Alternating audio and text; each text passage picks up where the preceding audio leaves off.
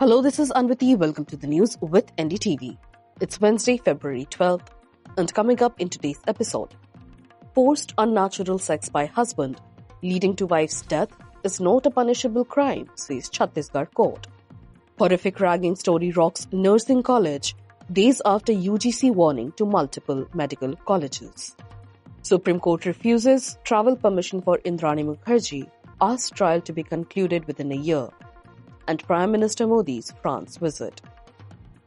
Even though ragging is deemed a crime in India, every now and then the horror stories of ragging victims makes headlines. The latest horror stories' gory details include being stripped naked, dumbbells hung from private parts, stabbed with geometry box compasses, and beaten bloody for 3 months. The persons accused of this alleged crime have now been taken into custody. The revelations, which come mere days after UGC released a list of ragging activities in medical colleges, have rocked a government college in Kerala, where 5 third-year nursing students have been arrested for allegedly subjecting their juniors to months of brutal physical and mental abuse.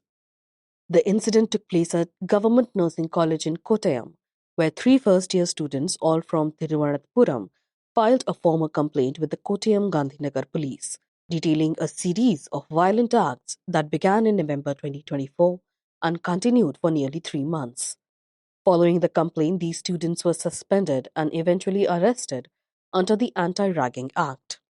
According to the police, the first-year students were forced to stand naked while their seniors hung dumbbells from their private parts. The victims were also subjected to injuries using sharp objects, including a compass from a geometry box. The cruelty did not stop there. Lotion was applied to the wounds, causing pain. When the victims screamed in agony, the lotion was forcibly smeared into their mouths.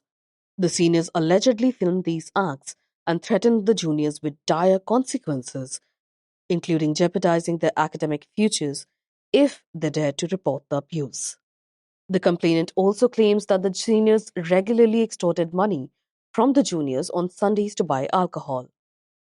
Those who refused to comply were beaten. One student, unable to bear the harassment any longer, informed his father, who then encouraged him to approach the police. All 5 are currently in police custody and are expected to be produced before a magistrate by Wednesday afternoon.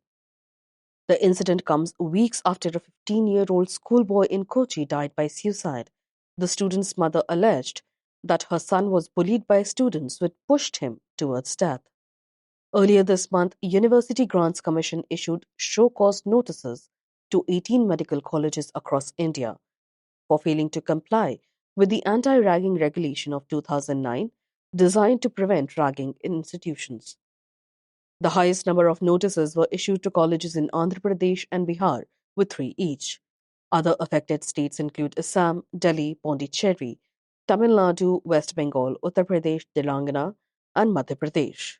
Notably, Vardhaman Mahavir College and Safdarjung Hospital and Hamdard Institute of Medical Science and Research from Delhi received show-cause notices. The UGC notification highlighted that these institutions failed to obtain the mandatory anti-ragging undertakings from students as required by the regulations. The anti-ragging regulations stipulate that all students, along with their parents and guardians, must submit an anti-ragging undertaking during admission and at the beginning of each academic year. This undertaking is crucial to prevent ragging and protect students' safety. The failure to collect these undertakings not only violates the regulations but also jeopardizes students' well-being, the notification emphasized. A man accused of forcing unnatural sex onto his wife, which eventually leads to her death, is not a crime which warrants punishment, according to Chhattisgarh High Court. It also says that if the wife is more than 15 years old, any sexual intercourse or sexual act by the husband cannot be termed as rape under any circumstance, adding, therefore, lack of wife's consent for unnatural sex is also of not any importance. The case involves a man whose wife died in hospital after unnatural sex. The doctor said the impact of the forced sex was so intense that she had peritonitis and rectal perforation. Notably, marital rape is not punishable by any law in India and is currently being challenged in the Supreme Court, where a group of petitioners have demanded it should be criminalized like any other rape case. The High Court judgment now leaves unnatural sex out of the ambit of punishment as well. The man who was accused of unnatural sex and culpable homicide not amounting to murder was convicted by a trial court. However, after the Chhattisgarh High Court judgment, he has now got relief. In its judgment, the court said if the wife is more than 15 years of age, any sexual intercourse or act by the husband cannot be termed as rape under any circumstances, and as such, absence of wife's consent for unnatural sexual act loses significance. So offences under Section 376 and 377 of IPC against the appellant cannot be made. Section 377 has clauses for unnatural sex. Quote, the offence between a husband and wife cannot be made out under Section 375 IPC as per the repeal made by the amendment and in view of repugnancy between both the sections, unquote, the judgment read. Though the Supreme Court was hearing a batch of petitions seeking criminalization of marital rape, it was suspended as then Chief Justice of India D.Y. Chandrachud, who headed the bench, was about to retire. A new bench is, however, expected to hear the matter, but there is no information about when. The centre maintains that protection of the institution of marriage is essential and there is no need to criminalize marital rape. During the previous hearings, the centre filed an affidavit and noted that since there are laws to protect women from other forms of physical violence, there is no need to criminalize marital rape, as it would threaten the family unit in the Indian cultural and societal context. So it is not within the court's purview to take a decision on the matter. During the hearing, the government also maintained that Parliament has provided several measures to protect women and the consent of a married woman within marriage. However, marital rape is still not illegal. The Supreme Court dismissed Indrani Mukerjea's plea, who is accused of murdering her own daughter Sheena Bora, challenging a Bombay High Court ruling that denied her permission to travel abroad. Additionally, a bench of Justices M.M. Sundaresh and Rajesh Pindal directed the trial court to complete proceedings of the case within a year. The CBI had opposed Mukherjee's plea, citing the sensitivity of the case and the fact that 96 witnesses had already been examined. Mukherjee's counsel argued that she had been granted bail by the Supreme Court and that 92 witnesses were still to be examined. She also claimed that trial court had been vacant for the last 4 months, which could lead to a lengthy trial process. This issue arose after a special CBI court on July 19 allowed Mukherjee to travel to Spain and the United Kingdom for 10 days over the next 3 months.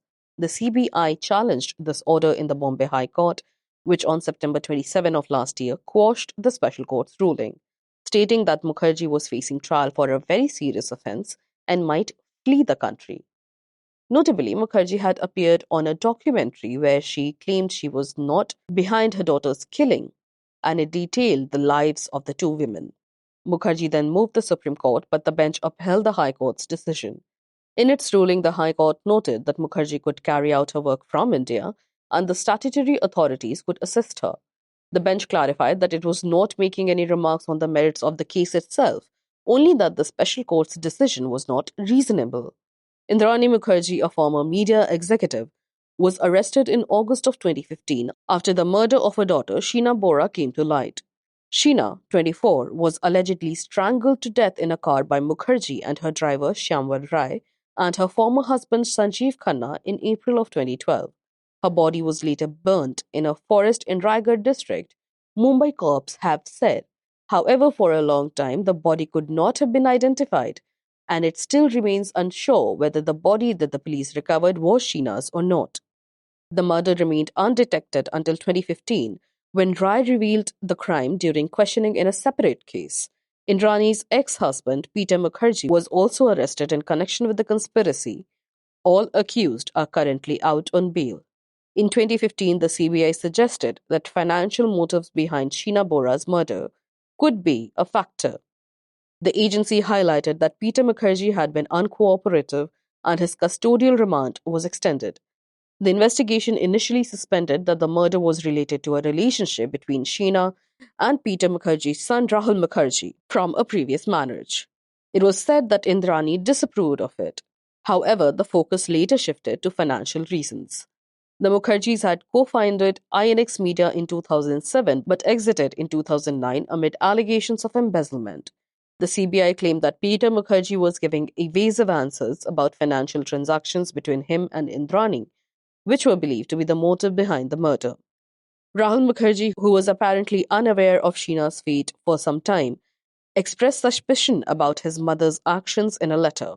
After Sheena's death, Indrani had told Rahul that Sheena had gone to the United States and was now in a relationship. That is why she had distanced herself and was untraceable.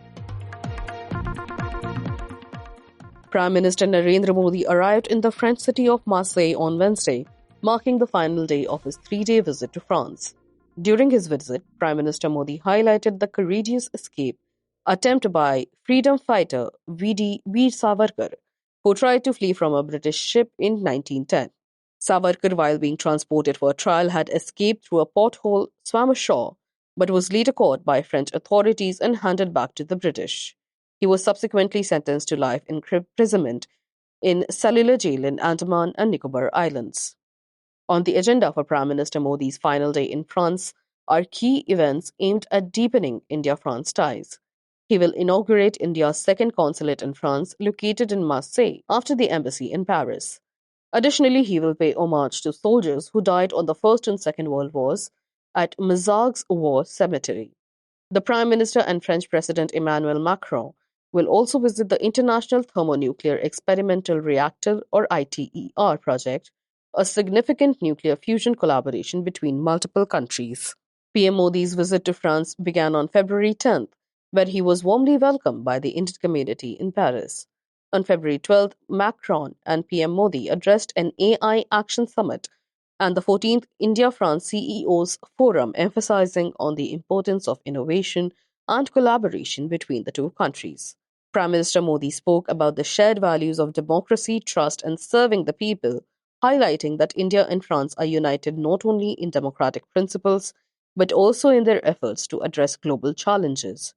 He remarked, and I quote, "Our relationship isn't limited to just two nations. Together, we are providing solutions to global problems."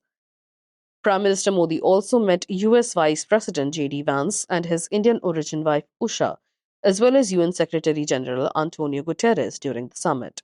On the final day in Marseille, Prime Minister Modi acknowledged the city's strategic importance for India-France trade, noting its role as a key entry point for the India-Middle East-Europe Economic Corridor, or IMEC, further strengthening the economic ties between the countries.